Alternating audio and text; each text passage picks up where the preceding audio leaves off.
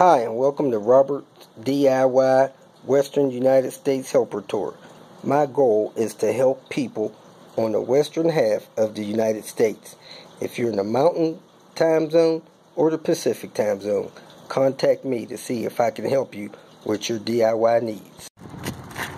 Help Mom with several things today. I'm kicking off my day at the junkyard, and I got a few cars to check, a few other things to take care of. Somebody's looking for a passenger rear bumper skin bracket for a 240. This is a wagon, probably the same on a wagon and sedan, so I'm going to pull it, take a picture of it, see if it'll work for them.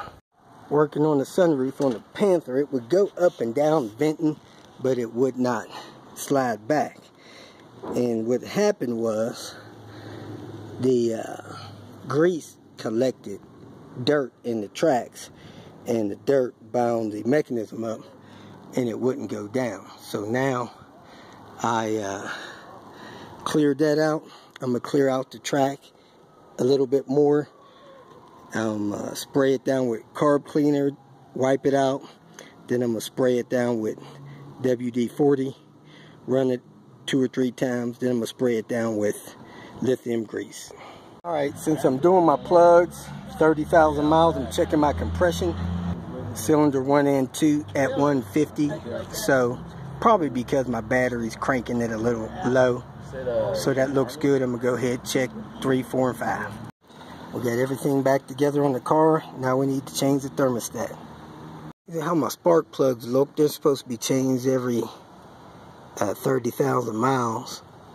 And I want to say I've gone over that a little bit, but at any rate, I'm changing them now. So they all look pretty similar. They seem to be burning pretty good, and the gap on them is still pretty good. In my brother-in-law's Hyundai Sonata, I think that's what it is, he hears that squealing noise. I don't know if you can hear it or not. See if you can hear that squealing. Well, that's the squealing of the brake pad wear sensor. It's a little piece of metal that scrapes along the rotor so that you can know it's time to change your pad. So that started a day or two ago. He can't take the noise, so I'm gonna go pick him up some pads and put them on. It's a 3-year-old vehicle. Looks like it's got 75,000 miles on it. Seems to be running real good. And we're going to see if they have some ceramic pads up here at O'Reilly's. Common place for car accidents. I don't know how they do it. Last time I went by here and there was an accident, there was a pickup truck actually flipped over. These people love having accidents at this location. So I don't know if they're trying to turn on red, which there are several signs that say no turn on red, but at any rate, I got by it, thank goodness. Alright, we're doing the front brakes on this Hyundai Sonata. It's a 2013. First thing I do is I set the parking brake. I block a wheel there, put something under the wheel here, block or something. Then I break the lug nuts loose on the other side. Now I'm going to jack the car up, put a jack stand under it on the other side, and pull the wheel the rest of the way off. Alright, you jack the vehicle up. I like to use a vehicle jack, make sure it works, make sure it's there. You jack it up there, and I put a jack stand under it there, and I lowered the vehicle down on the jack stand. Now I'm going to pull the tire off. Alright, so those 2 bolts are 14 millimeter, and I'm going to go ahead and take this one down here off. Then the caliper slides away from the caliper bracket like this. It's hot because I was driving the vehicle. Caliper's not too heavy, so you could probably let it lean a little bit of weight on your brake lines. You want to check your brake lines, make sure they're not cracked. Now you pull this inner pad off, put it on the caliper, and use a C-clamp to compress that caliper.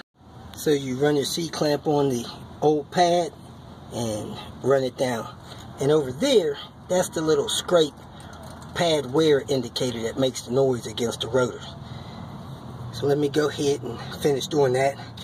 Then you pull the pins out of the boots and make sure those are nice and smooth and lubricated. And that's how the piston looks when it's retracted all the way in. Alright, you work the pads out of the brackets, and then you should have hardware to replace these little guides. So watch how those go on so you can replace those. Okay, you lubricate all the points where things touch on your bracket, on your little metal shims. I got the new shims I'm going to put in on this vibration shim there. I'm going to brush that off and put that on. And it doesn't look like the new pads has that wear squill thing on there. Sometimes they clip on new pads from the old pads, and sometimes they're riveted. That one looks riveted. Alright, the pins were moving in and out real nice and easy, and they're lubed up, and I put a little lube on that. Everything's back together. This shim pad did not fit on the new pads, so they're not on there. I tightened those bolts down. If somebody knows the torque value, let me know so I could put it in the comments. I torqued them down to 25 Newton meters, which is about 21 foot-pounds. So anyway, let me know. It's not a bad idea to bleed your brake caliper when you're doing your brakes. So you take this rubber cap off here, you open up that bleeder screw, have somebody pump the brakes or put a brake bleeder on there, take some of the fluid out. That brake fluid should be replaced every 3 years. So I'm not totally big on bleeding them. It's better if you just replace the fluid every 3 years. Next, you want to go ahead and put your wheel on, snug the lug nuts down, let the car down, and then torque your lug nuts on. I would torque these lug nuts on to 85 foot-pounds.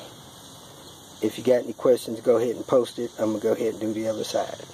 I just got a call from the person that I'm supposed to meet in Las Vegas. They still don't have access to their vehicle, so I'm going to have to delay my travel another day or two unless I hear from somebody in between here and Las Vegas. So if you need some help and you're between here and Las Vegas, Albuquerque, New Mexico, let me know. Other than that, I will let you guys know how things progress daily. If you feel that this information was useful, please like it and share it with your social media friends. You can subscribe to my channel so that you will get notifications of future videos that I post. You can follow me on Twitter, and if you need to contact me directly, please visit my website. And if you have any questions, leave them below, and someone or myself will reply to them. Again, thank you very much for watching.